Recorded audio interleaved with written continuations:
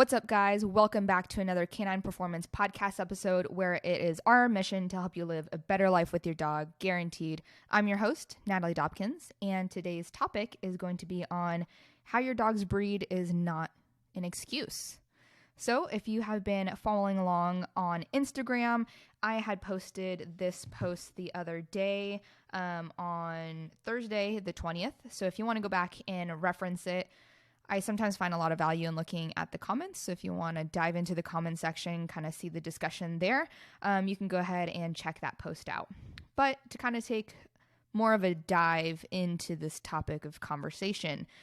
So as a trainer, but also as a dog owner, there's a couple of things that I hear all the time. And I hear these things a lot as a dog owner in Facebook groups and as a dog trainer in person from individuals. I talk to a lot of individuals on LinkedIn. That's where we do a lot of our sourcing for clients and things like that. And some of the conversations that I have with people go something along the lines of, oh yeah, I do have a dog. They're a 5-year-old Chihuahua that's super yappy, but you know, that's just how Chihuahuas are. So no needed for training at this point. And there's a lot of those different types of stereotypes surrounding breeds. For example, Huskies are super notorious for the stereotype that you can never, ever have a Husky off-leash because they will run away from you. I think that stereotype is also for Greyhounds as well, that Labs will just always be super excited, overstimulated when it comes to meeting new people, that they're just always going to be friendly. Chihuahuas or just small dogs in general are going to be really yappy, so on and so forth. And there's all these different stereotypes about these breeds. And, you know, sometimes it takes me aback whenever I'm speaking to individuals and they almost have this tone in their voice that they say these things with the badge of honor almost, of just like, oh yeah, well, I have a Chihuahua, so it's just, I have a yappy dog all the time. And it's almost taking pride in the matter, and they just stop the horse when it comes to training. They just say, that's the way that my dog is, and so there's no point in even trying. And I think that not only does that develop a lot of behavioral problems with your dog, but you do your dog a really huge disservice. And it limits not just your capability for living a happier, more well-rounded and free life with your dog, it really limits your dog's life as well. Because imagine having an overly excited lab that just loves people and barks and pulls to try and get to them.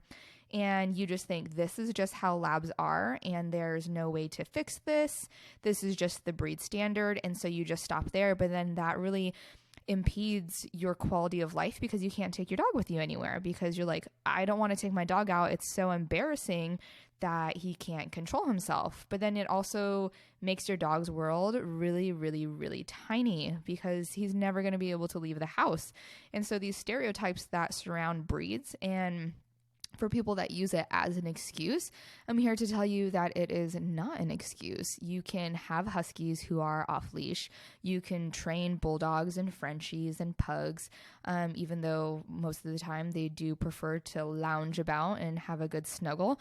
They're still motivated dogs and you can train them. You can train Labs to have self-control, so on and so forth. And so, no matter what it is, the stereotype of the breed of dog that you have, if you're out there listening to this podcast and you're thinking, oh, I have a pit bull, so, they're going to be aggressive. No, that's not always the case. And there's a lot of training and management that you can do to avoid those problems.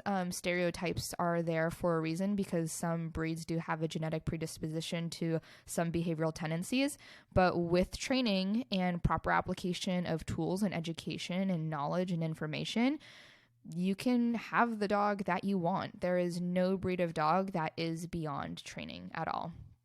So, very brief podcast episode for you guys, but just wanted to bring a focus and some attention to that topic, that no matter the breed of dog that you have, they are not beyond training.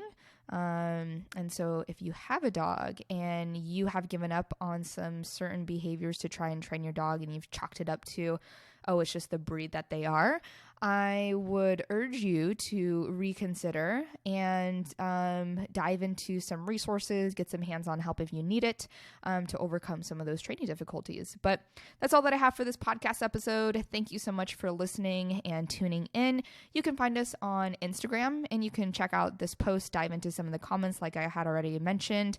On Instagram, we are Canine Performance, CANINE_performance. You can find us on Facebook under the same name. On YouTube, we have a lot of videos up there. You can search Natalie Dobkins or, again, Canine Performance. And if you've been listening to this podcast episode and some other podcast episodes and you've gleaned some knowledge from it and some insights, some tips and tricks, and have found it valuable, do us a big favor and leave us a review. It really helps us to get some feedback on the things that you guys enjoy, don't enjoy, want to see more of, etc. So if you could leave us a review, I would greatly appreciate it. But that's all that I got for you. Thanks for tuning in.